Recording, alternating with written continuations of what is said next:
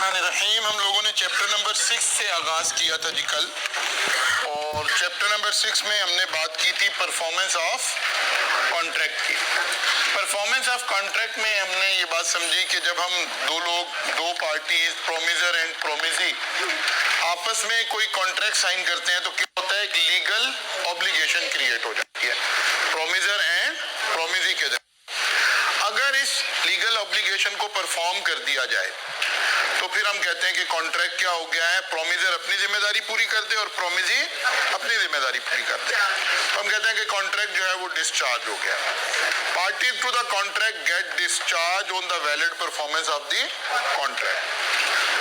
फिर हमने performance of the contract को दो हिस्सों में बांट लिया। One is called actual performance and other is called attempted performance. Attempted performance का दूसरा नाम रखा हमने टेंडर।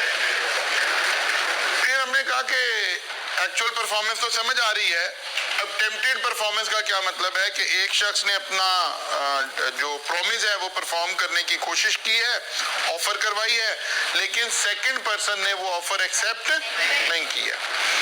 लेकिन जिसने ऑफर करवाई है उसने ऑफर कैसे करवाई है, उसके कुछ एसेंशियल्स हमारे सामने आ गए थे, ठीक है ना। तो आ गया हमारे पास what are the essentials of valid tender. Valid tender के लिए सबसे पहली कंडीशन क्या थी, इट मस्ट बी अनकंडीशनल। दूसरी थी प्रॉपर टाइम, तीसरी थी प्रॉपर प्लेस, और फिर आ रही थी प्रॉपर पर्सन, और फिर आ रहा था रीजनेबल अपॉर्चुनिटी, होल ऑब्लिगेशन, और अगर ये मनी से रिलेटेड है तो it must be fix amount and legal tender. It must be fix amount and legal tender. यहां तक हम कल पहुंच गए थे। अब हम कुछ छोटी छोटी सी एग्जांपल्स के जरिए से इस सारी बात को देखते हैं। मसलन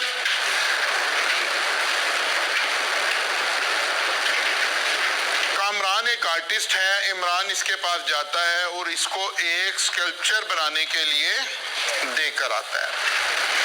जब ये स्कल्पचर बनाकर उसको डिलीवर करने के लिए आता है तो Imran refuses to accept the painting. Imran refuses to accept the painting. Can Kamran sue Imran and claim damages? Can Kamran sue Imran and claim damages? एक ये एंगल हमें देखना है, और एक देखना है is Kamran liable for non performance. ठीक है ना, ये दो लीगल एंगल हमने देखने हैं। कि पहली बात है कि क्या इमरान कामरान के ऊपर केस कर सकता है, क्योंकि यहां पर अटेम्प्टेड परफॉर्मेंस किसने की है, कामरान ने की है, ठीक है ना। Effect of refusal to accept a valid tender of goods and services। अगर कोई बंदा किसी से गुड्स या सर्विसेज ले रहा हो, गुड्स या सर्विसेज ले रहा हो, और एक पार्टी ने वैलिड टेंडर किया है, यानी वैलिड परफॉर्मेंस की है, और सामने वाले ने उसको एक्सेप्ट करने से इनकार कर दिया। Where the promisor offered to deliver the goods or services, but the promisee refuses to accept, the following rules may apply. Goods or services need not be offered again। यानी कामरान के जिम्मे ये काम नहीं है कि वो कह रहा जी ये स्कल्पचर मुझे पसंद नहीं आ रहा, आप मुझे दोबारा बना के दें, मेरा आपका कॉन्ट्रैक्ट हुआ हुआ है, आपने मेरे से पैसे लिए थे, उसका क्या स्टेटस है वो बाद में देखते हैं। लेकिन क्या लीगली कामरान ने दोबारा स्कल्पचर बनाकर देना है?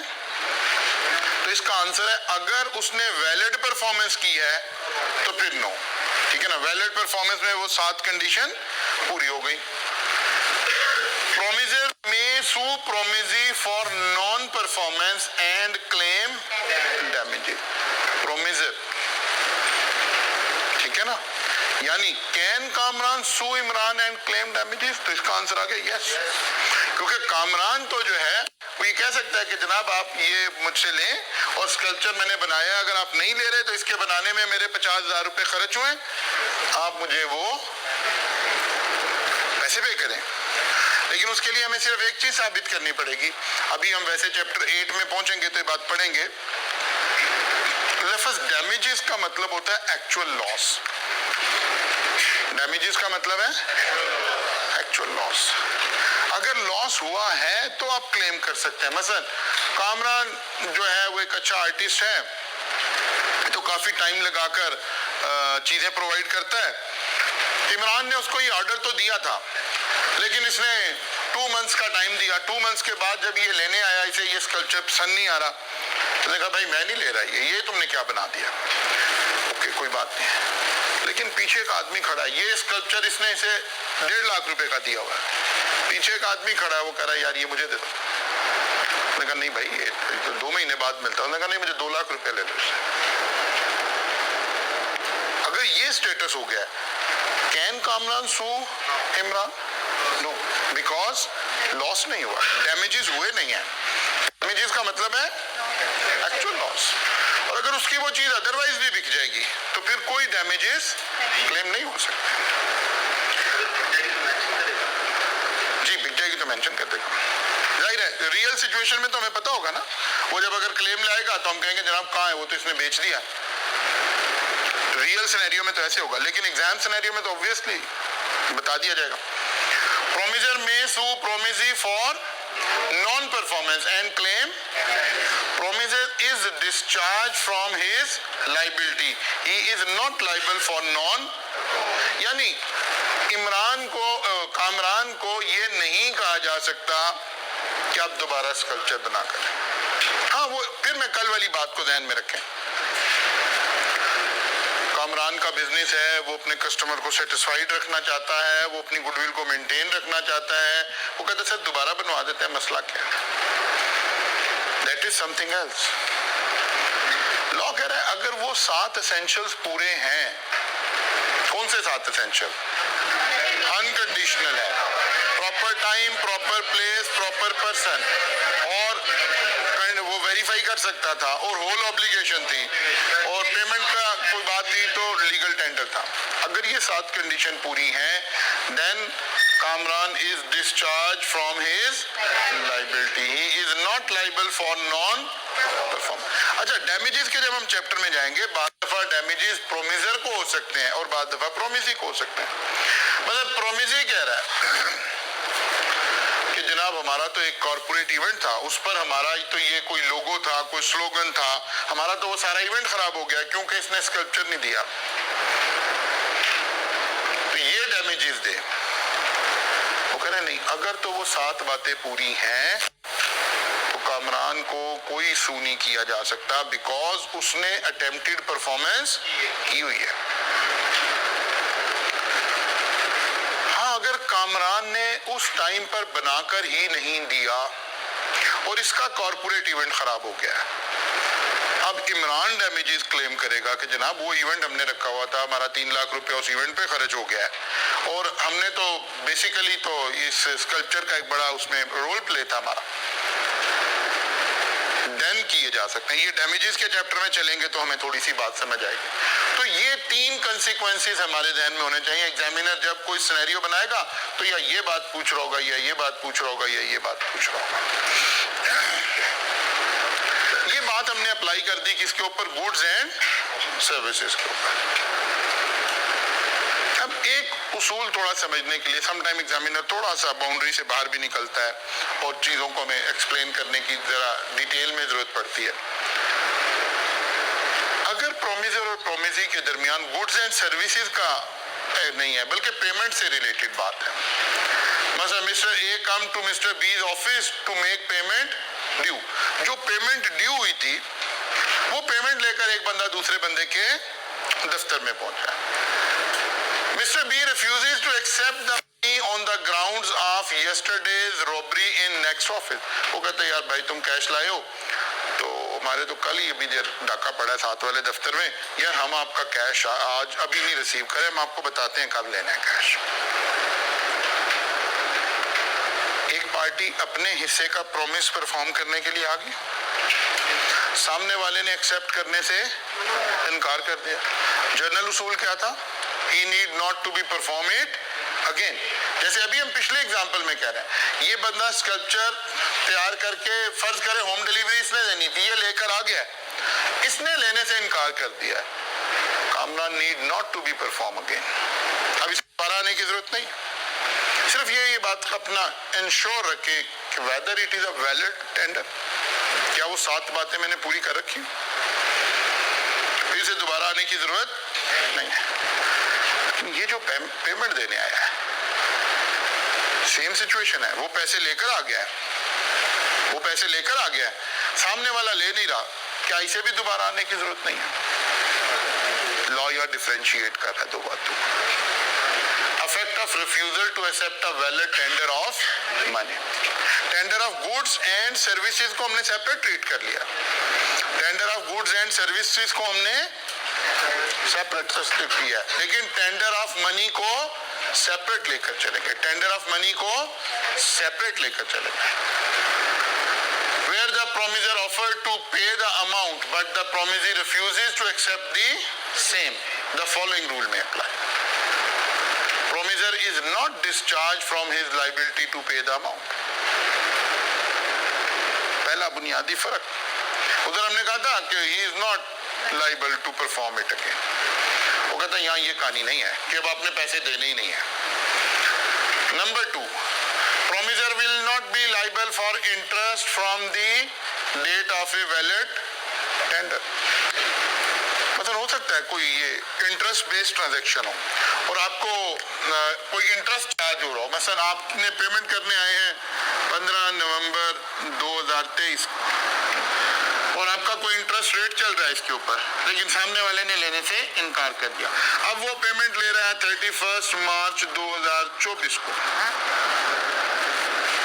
तो प्रिंसिपल तो आउटस्टैंडिंग रहा, कितने महीने के लिए? 4.5 मंथ्स के लिए, ठीक है ना? क्या 4.5 मंथ्स का इंटरेस्ट भी पे करना है? पेमेंट तो करनी है, ऊपर लिखा हुआ पेमेंट तो करनी है, क्या इंटरेस्ट भी पे करना है? तो दूसरा पॉइंट बता रहा है कि नहीं, इंटरेस्ट वाला मीटर बंद हो गया है, बिकॉज आप तो पेमेंट ले आए थे, सामने वाले ने पेमेंट नहीं ली है। Promisor will not be liable for interest from the date of a valid tender, valid tender। अब valid tender मनी के केस में क्या था? It must be a fixed amount and legal tender। वो बिटकॉइन लेके आया था या कोई ऐसी करेंसी लाया था जो वो नहीं लेना चाह रहा, तो फिर इंटरेस्ट चार्ज होगा। बात क्लियर हो गई? हम थोड़ा सा डिफरेंशिएट कर पाए हैं between tender of money and tender of goods and services, ठीक है ना? अच्छा जनाब, और आगे चलते हैं। Aslam sign a contract with singer group to sing at his theatre 2 nights in every week during the next 2 weeks। कोई सिंगर है, कोई उसकी थिएटर है, उसका आपस में कोई एग्रीमेंट हुआ है, सिंगिंग का एग्रीमेंट हुआ है, which means services। Aslam will pay ₹1,000 for each night performed। On the 6th night, group willfully absent from the theater। कितने अरसे का हुआ है? कितने अरसे का कॉन्ट्रैक्ट हुआ है? For next 2 months, ठीक है ना? 2 months में तो 8 वीक आ रहे होंगे, ठीक है ना? वो कह रहा है 6 वीक के ऊपर willfully absent from the theater। willfully का मतलब है दानिस्ता। एक लॉ हमेशा इस चीज का ख्याल करता है कि क्या बियॉन्ड द कंट्रोल कोई इवेंट हो गया? जनाब हम तो आना चाहते थे, गवर्नमेंट ने पाबंदी लगा दी है, वो बंदा तो आना चाहता था, सिंगर तो आना चाहता था, लेकिन वो बीमार हो गया, दैट इज नॉट विलफुल, ठीक है ना? इसको लॉ कहता है बियॉन्ड द कंट्रोल, कि भाई मेरे तो इख्तियार में नहीं था ना, लेकिन अगर विलफुली ऐसा किया जा रहा है तो फिर क्या स्टेटस है, और अगर विलफुली नहीं किया जा रहा तो फिर क्या स्टेटस है? Aslam is at liberty to put an end to contract. Law कहता है अगर इसने विलफुली नहीं आए ना तो फिर असलम चाहे तो 6 नाइट को ये नहीं आए, अब 7th नाइट को उन्होंने कहा नहीं भाई अब आपकी जरूरत नहीं है, आप निकलो। क्या रूल लग रहा है?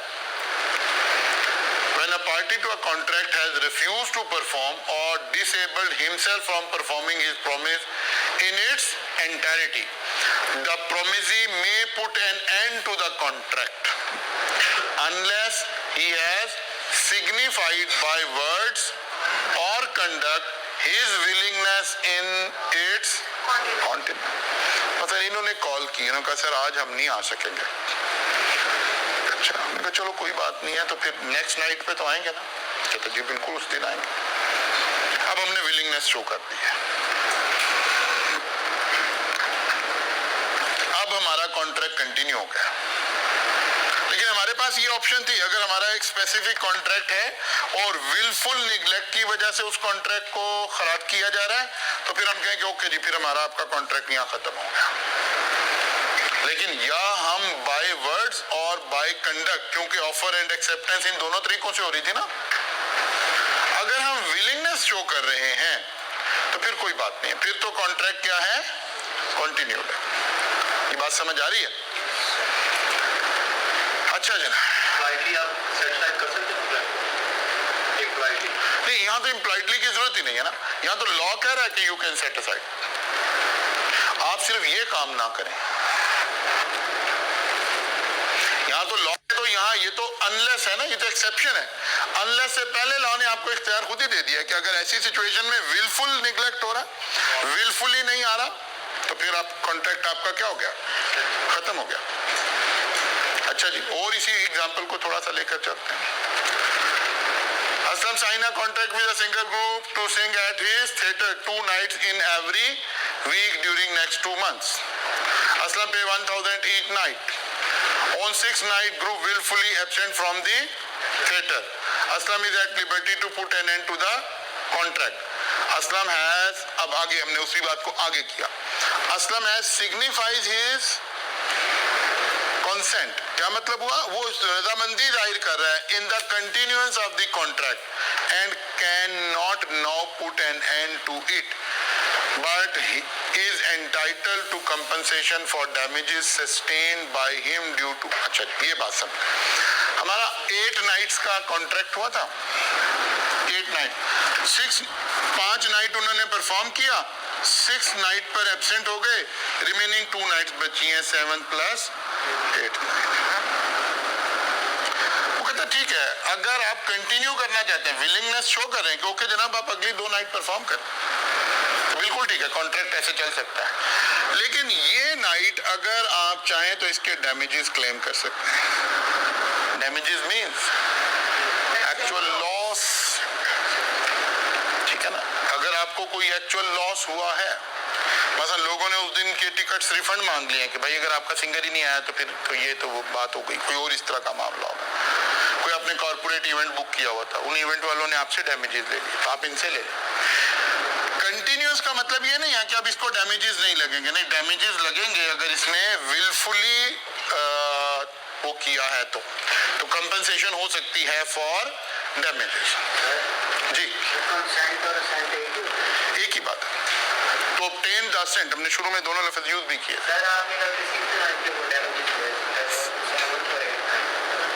7th और 8th को तो कंटिन्यू कर रहा है ना, 7th और 8th को तो कंटिन्यू कर रहा है। 6 को जिस दिन नहीं आया उसका कंसीक्वेंस क्या है, ये बात समझाने की कोशिश कर रहे हैं इस एग्जाम्पल में।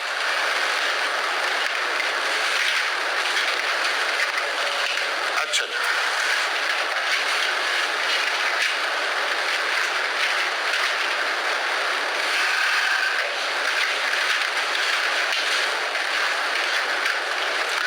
promised to sold his car to Aslam on a certain day on payment of rupees 4 million.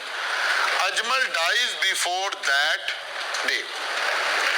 Ajmal's representatives are bound to deliver the car to Aslam and Aslam is bound to pay rupees 4 million to Ajmal's representative. अगर contract हो जाए, आगे हम चलेंगे या शायद यहीं पे थोड़ा जिक्र कर देते हैं। कॉन्ट्रैक्ट की 2 तरह की नेचर है। जब हम कॉन्ट्रैक्ट करते हैं ना किसी भी 2 लोगों के साथ, तो 2 तरह का कॉन्ट्रैक्ट है। एक को हम कहते हैं कि पर्सनल नेचर का कॉन्ट्रैक्ट है, पर्सनल नेचर का मतलब है आप उस पर्सन से कॉन्ट्रैक्ट करें, उस काम से आपका ताल्लुक है तो सही, लेकिन उस पर्सन के साथ ज्यादा मेन ताल्लुक है।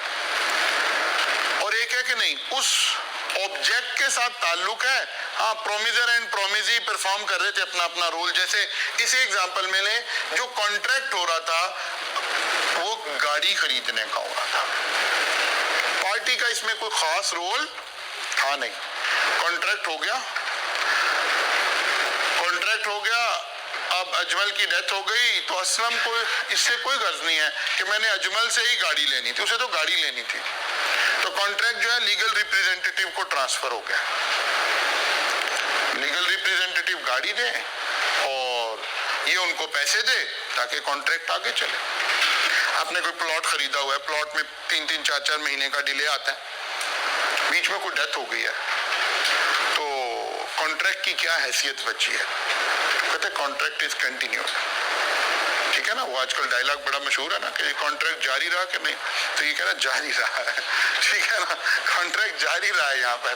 तो लेकिन अगर कॉन्ट्रैक्ट की नेचर पर्सनल नेचर है, आपने किसी सिंगर को बुलाया किसी नाइट पर, अब उस सिंगर की खुदा ना खास्ता डेथ हो जाती है, तो आप उसके रिप्रेजेंटेटिव को नहीं बुलाना चाहते। पर्सनल नेचर का कॉन्ट्रैक्ट है। ठीक है ना, कोई आपने स्टार बुला रखा है, कोई और ऐसे आपने सेलिब्रिटीज बुला रखी हैं और उनके किसी की डेथ होती है, कहता नहीं जनाब मेरा असिस्टेंट आ जाएगा, कहता भाई असिस्टेंट को बुला कौन रहा था। तो कॉन्ट्रैक्ट की दो नेचर हो गई हैं। ठीक है ना, एक है पर्सनल और एक है नॉन पर्सनल, उसको हम कहते हैं। ठीक है ना, तो इसके अंदर ये बात हमें समझ आ रही है कि legal representative are bound to perform. Promise bind the representative of the promiser in case of death of such promiser before performance, unless a contrary intention appear from the contract. For example, contract is of personal। ये आपको याद है शुरू में हमने कहा था जब कॉन्ट्रैक्ट है ना तो हमने एनफोर्सेबिलिटी इंसर्ट भी करनी है। ठीक है ना, मसलन असलम और अजमल में कॉन्ट्रैक्ट हुआ कि यार ये गाड़ी है, ये प्राइस है, 1 महीने के बाद मैं आपको डिलीवर करूंगा। लेकिन उस वक्त ही दोनों ने एग्री किया कि यार देखो 1 महीने में कुछ भी हो सकता है। अगर खुदा ना खास्ता किसी हमारे में से किसी एक बंदे की डेथ हो गई तो कॉन्ट्रैक्ट खत्म हो जाएगा। लीगल रिप्रेजेंटेटिव को नहीं, बच्चे बेचारे कहां देखते फिरेंगे। अगर तो ये बात हमने तय कर रखी है फिर तो कॉन्ट्रैक्ट एंड हो गया। ये कैसे लिखा है लाने, unless contrary intention appear from the contract. Sorry जी, फिर कॉन्टिजेंट बन जाएगा। आप ऐसे कह सकते हैं कॉन्टिजेंट बन जाएगा, कॉन्टिजेंट है नहीं है लेकिन समझ लें आप फिलहाल समझने के लिए, समझ लें कि yes it seems to be a contingent. क्योंकि हमने आपस में खुद ही तय कर लिया कि यार ये कॉन्ट्रैक्ट जो है लीगल हेयर्स को ट्रांसफर नहीं होगा, लेकिन लॉ कह रहा होगा अगर ये आपने नहीं किया। अनलेस तो एक्सेप्शन की बात है ना, एक्सेप्शन है कि अगर आप कॉन्ट्ररी इंटेंशन वहां शो कर दें, एग्री कर ले कि कॉन्ट्रैक्ट जारी नहीं रहेगा। बात समझ आ रही है? यहां साथ ही एग्जांपल आ गई कि जैसे कॉन्ट्रैक्ट की नेचर ही ऐसी हो कि वो जारी रह ही ना सकता हो। कॉन्ट्रैक्ट ऑफ पर्सनल नेचर, कोई सिंगर है, कोई एथलीट है, कोई सेलिब्रिटी है, कुछ भी है जहां आप उस पर्सन से अटैच हैं रादर देन उस काम से। क्लियर होगी बात?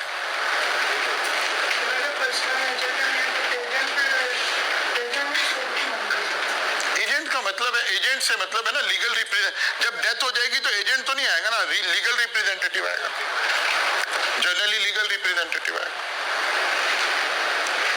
अच्छा जनाब, वही एग्जांपल आ गई।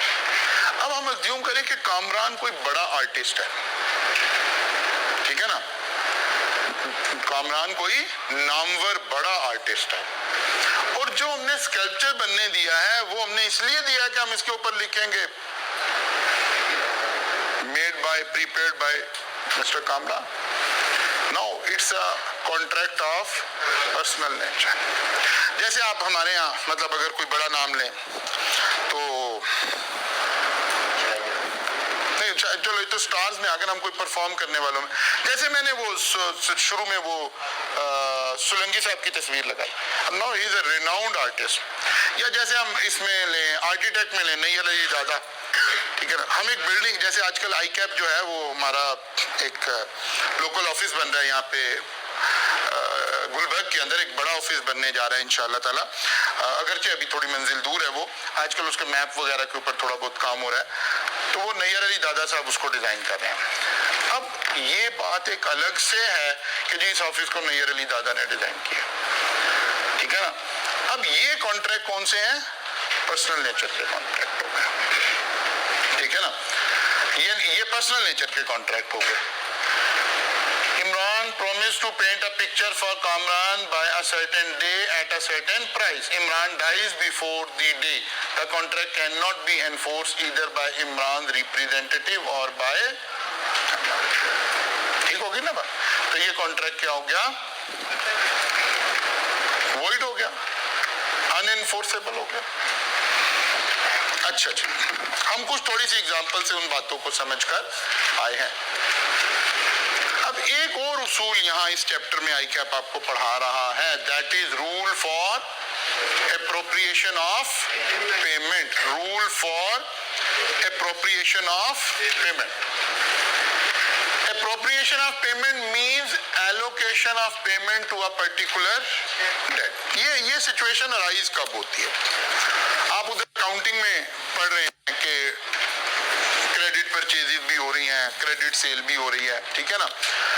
एक शख्स का किसी एक बंदे के साथ क्रेडिट पर काम चल रहा है, अब डिफरेंट इनवॉइसेस रेज हो रही हैं और उनके ऊपर एक पेमेंट आ रही है। अब फर्ज किया जी टोटल 5,25,000 पेबल आ रहा है, लेकिन ये 5,25,000 1 2 3 4 5 5 डिफरेंट इनवॉइसेस से मिलकर बना हुआ है। इस बंदे ने उठाकर एक पेमेंट कर दिया,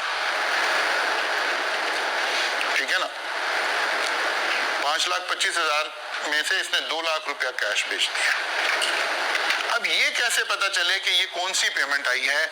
ये वाली पेमेंट आई है, ये वाली आई है, ये वाली आई है, ये वाली आई है या ये वाली आई है? इसके लिए हम क्या पढ़ रहे हैं? Rule for appropriation of payment. ठीक होगी ना, सिचुएशन समझ आ गई। अगर मल्टीपल डेट्स हैं, मल्टीपल पेमेंट्स हैं और उनमें से कुछ पेमेंट आई है तो फिर ये रूल लगेगा, debt to be discharge is indicated. अब लॉ ने आपको ना स्टेप्स में समझाई है बात। ये वो कहता है कि अगर तो where a debtor owing several distinctive debts to one person make a payment to him with either express or implied intimation that the payment is to be applied to discharge of some particular debt, the payment if accepted must be applied। Debtor कौन है? जिसने पैसे देने। वो कहता है अगर किसी बंदे ने पैसे देने हैं owing several distinctive debts, वही मल्टीपल होंगे तो फिर ये इशू राइज होगा। अगर मैंने आपसे पेमेंट, एक बच्चा एक ही पेपर राइज से पढ़ रहा है और वो कोई पेमेंट जमा करा रहा है तो भाई साफ पता चल रहा है कौन सी पेमेंट जमा, पेपर ही एक पढ़ रहा है। एक बच्चा 3 पेपर पढ़ रहा है राइज से, वो एक एक्स अमाउंट लाकर काउंटर पे जमा करा रहा है। ये किस पेपर की फीस आई है?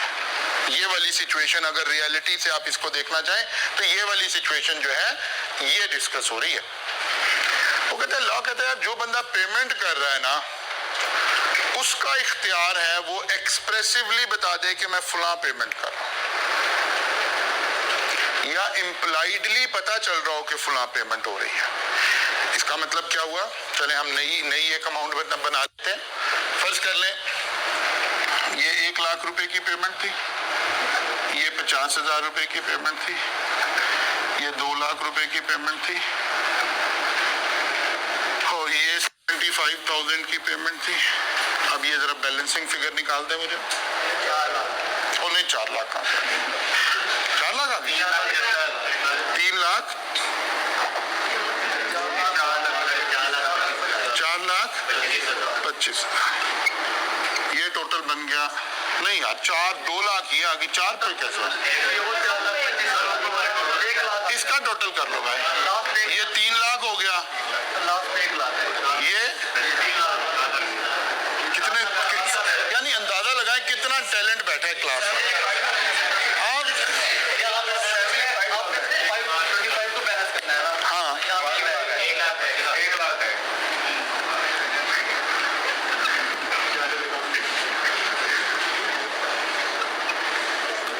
अच्छा, सेवरल डिस्टिंक्टिव डेट्स आ गए।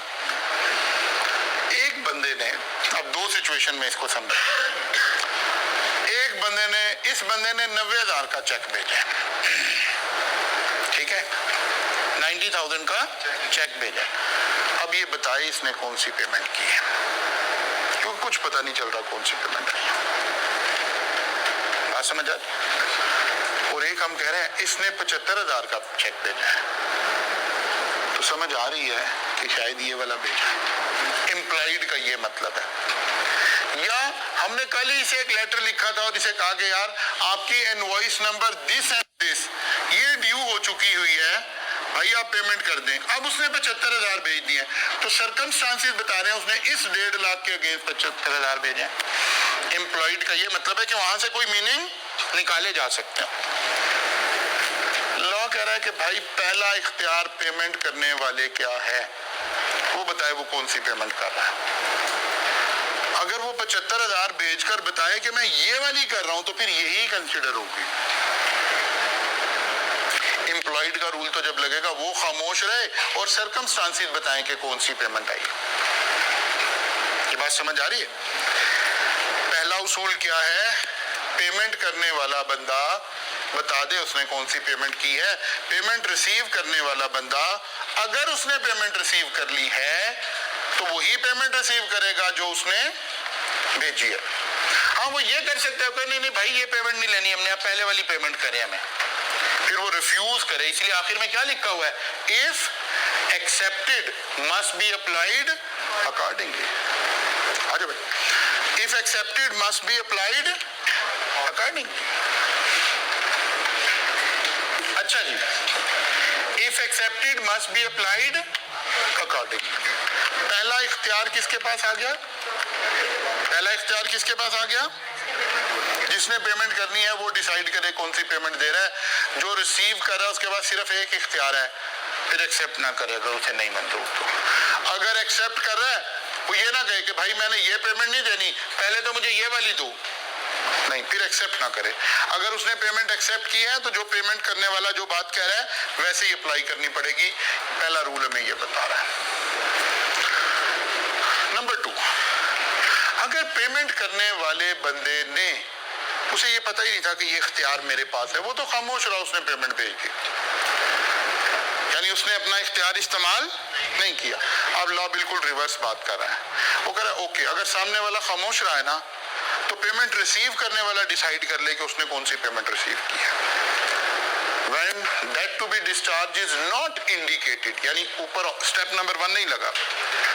The creditor has option to apply the payment to any lawful debt due from debtor, even if it is a time barred debt, but cannot apply the payment to a disputed debt. ये बात मैं explain करता हूँ, पहले यहाँ तक समझो। Payment करने वाले ने नहीं बताया उसने कौन सी पेमेंट की है, पेमेंट रिसीव करने वाला डिसाइड कर ले कि वो कौन सी पेमेंट रिसीव कर रहा है, किसी भी डेट के अगेंस्ट कर ले। इवन एक कॉन्सेप्ट है टाइम बार डेट। टाइम बार डेट का कॉन्सेप्ट ये है कि जब कोई पेमेंट ड्यू हो जाए 3 सालों के अंदर अंदर आप पेमेंट रिसीव कर सकते हैं कोर्ट के थ्रू। अब वो टाइम भी गुजर गया तो फिर अब आप कोर्ट में नहीं जा सकते, लेकिन आपको एक लूज बॉल मिल गई कल के मैच की तरह, ठीक है ना, और आपको एक लूज बॉल मिली कि उसने एक पेमेंट की है और आपकी मर्जी है कि कहाँ अप्लाई करनी है। वो कहता है भाई सबसे पहले ये वो पैसे आ गए जो आपने मेरे देने थे। इवन टाइम बार डेट भी एडजस्ट हो सकता है। टाइम बार डेट में ये नहीं लॉ कह रहा कि आपने सामने वाले से लेने नहीं है, लॉ कह रहा है अब आप आपने ये डिस्प्यूट हमारे पास नहीं लेकर आना, क्योंकि इस डिस्प्यूट के लिए हमने आपको 3 साल दिए थे। अगर आपको मसला था ये पेमेंट नहीं कर रहा था, आप 3 साल के अंदर अंदर हमारे पास केस लाते। अब इतना पुराना केस हमने नहीं लेना, लेकिन अगर आपके हाथ कोई लूज बॉल लगी है तो आप अपने पैसे रिसीव कर लें, even if it is time barred debt. लेकिन वो कह रहा है कि अगर किसी अमाउंट में आपका डिस्प्यूट चल रहा है, मसलन ये 2 लाख की एक अमाउंट है, आपका डिस्प्यूट ये चल रहा है, वो कहता है भाई आपने वो क्वालिटी नहीं भेजी जो मैंने मंगवाई थी। आप कह रहे भाई वो क्वालिटी नहीं थी तो तुमने कंज्यूम क्यों की, तुम मुझे वापस भेज देते। अब आप दो आपस में अभी झगड़ रहे हैं, ये वाली पेमेंट नहीं आप रिसीव कर सकते, क्योंकि इसमें तो कोई एक डिस्प्यूट आपस में अभी चल रहा है। पहले उस डिस्प्यूट को रिजॉल्व करेंगे।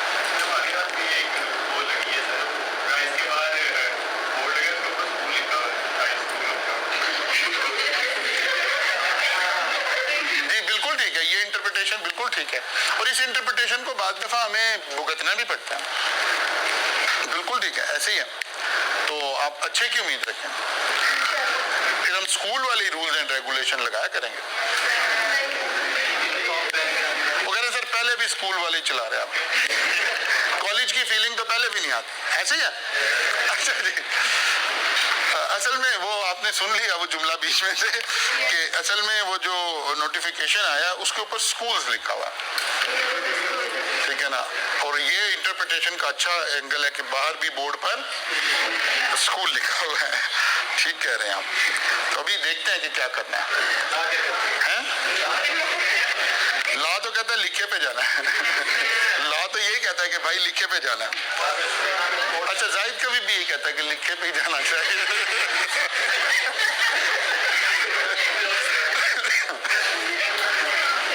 लेकिन जो रिपोर्टिंग वाले लोग हैं ना, हैं वो छुट्टी दे भी देंगे तो आपको लेक्चर भी साथ ही भेज देंगे। ठीक हो गया। तो आप लोग क्या चाहते हैं कि लेक्चर दे दें लेकिन छुट्टी दे दें, है ना? लेक्चर आ जाए लेकिन आप लोग घर चले जाएं। ओके, आप अच्छे हैं लेकिन उधार अच्छा नहीं। आगे चलते हैं। When debt to be discharged is not indicated, creditor has the option. Creditor कौन है? जिसने पेमेंट रिसीव करनी है। Creditor has the option to apply the payment to any lawful debt due from debtor, even if it is a time-barred debt, but cannot apply the payment to dispute. अच्छा, यहाँ से जब examiner सवाल बनाता है ना तो ये अकाउंटिंग का सवाल लग रहा होता है एग्जाम में। अभी हम प्रैक्टिस करेंगे तो पता चलेगा। लॉ ने पहला इख्तियार डेटर को दिया, दूसरा इख्तियार क्रेडिटर को दिया। ना डेटर ने अपना इख्तियार इस्तेमाल किया, ना क्रेडिटर ने अपना इख्तियार इस्तेमाल किया। दोनों को पता ही नहीं था कि मेरे पास ये इख्तियार भी है। जैसे आज तक आप कॉलेज में फीस जमा कराते रहे, आपको पता ही नहीं था कि ये इख्तियार आपके पास है। ठीक है ना? Neither party makes an appropriation, ना उसने इख्तियार इस्तेमाल किया, ना the payment shall be applied in discharge of debt in order of time. वो कहता है फिर अब वो आप लगा दें FIFO method, first in first out. फिर अगर ना पेमेंट करने वाले ने बताया, ना पेमेंट रिसीव करने वाले ने किया, तो फिर लॉ कहता है फिर ये वाली पेमेंट आई है। बात समझ आ गई? अभी हमने 3 स्टेप पढ़े। पहला इख्तियार डेटर का, दूसरा क्रेडिटर का, और तीसरा FIFO का। ठीक है ना? फिलहाल यहाँ तक हम रुक रहे हैं, फिर इसको आगे लेकिन अभी और हमने न्यूमेरिकली थोड़ा सा सॉल्व करना है। ये लॉ में वही जगह है जहाँ आकर छोटा सा एग्जामिनर आपको एक लेजर बना के दे देता है। अकाउंटिंग के क्वेश्चन की लुक आनी शुरू हो जाती है। कहता है बताइए ये पेमेंट आई है, ये कहाँ डालनी है हमने पेमेंट। तो ये 3 उसूल अभी हमने देखे हैं। कल आएंगे तो इंशाल्लाह ताला यहाँ से, कल तो खैर आएंगे ही नहीं, तो मंडे को ही आएंगे इंशाल्लाह, अगर अल्लाह ने चाहा तो। अभी मैंने क्लास इसलिए छोड़ रहा हूँ, मैं जाके पहले आपको कंफर्म करा दूँ। ठीक है ना? अंसारी साहब ने भी इसलिए बच्चे को भेजा था ताकि आप लोग अपनी प्लानिंग कर लें। ठीक है ना? अभी देखिए